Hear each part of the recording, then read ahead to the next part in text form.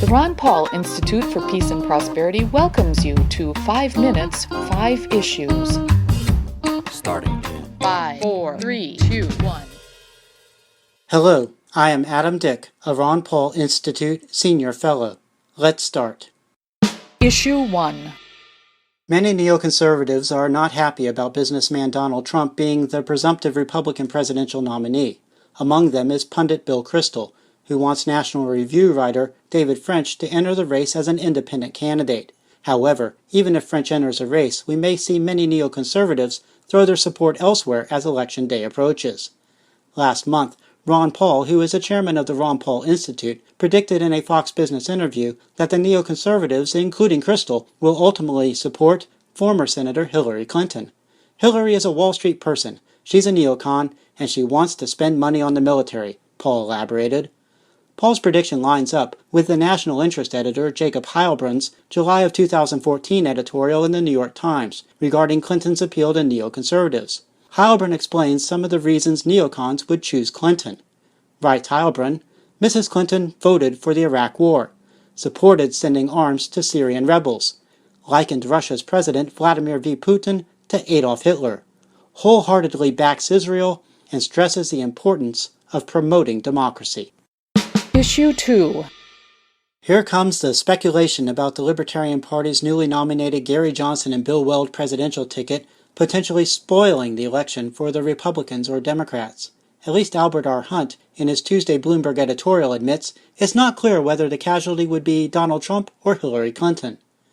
Indeed, the Libertarian ticket may not affect the outcome of the race.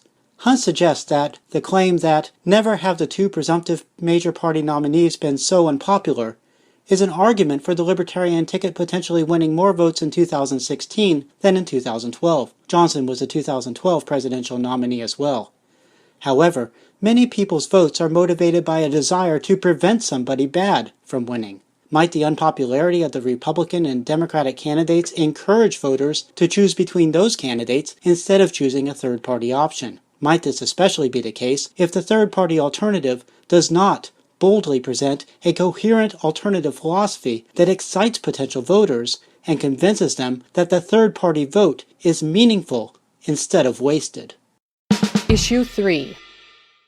Longtime marijuana prohibition supporter Representative Debbie Wasserman Schultz has a history of opposing legal medical marijuana use, but last month she voted in the United States House of Representatives for an amendment allowing Department of Veterans Affairs doctors to recommend medical marijuana to their patients in states that have legalized medical marijuana. In addition to being a member of the House of Representatives, Wasserman Schultz is chair of the Democratic National Committee. What caused a break in Wasserman Schultz's anti-marijuana voting record?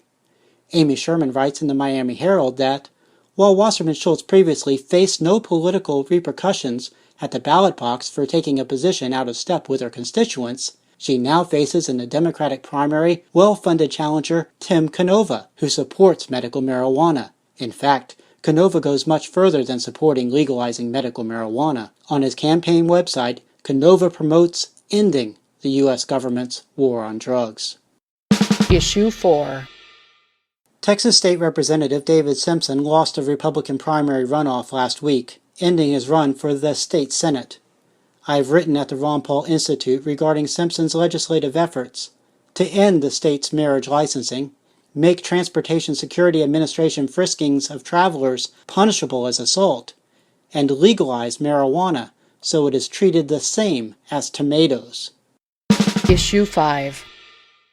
At Hillary Clinton's Thursday foreign policy speech in San Diego, California, she stood at a podium with 15 American flags behind her, plus an additional 4 American flags hung to her left and right. In response to the over-the-top flags display, journalist Glenn Greenwald joked, "More flags, please." That's a wrap. Transcripts of 5 Minutes, 5 Issues episodes, including links to related information, are at the Ron Paul Institute blog.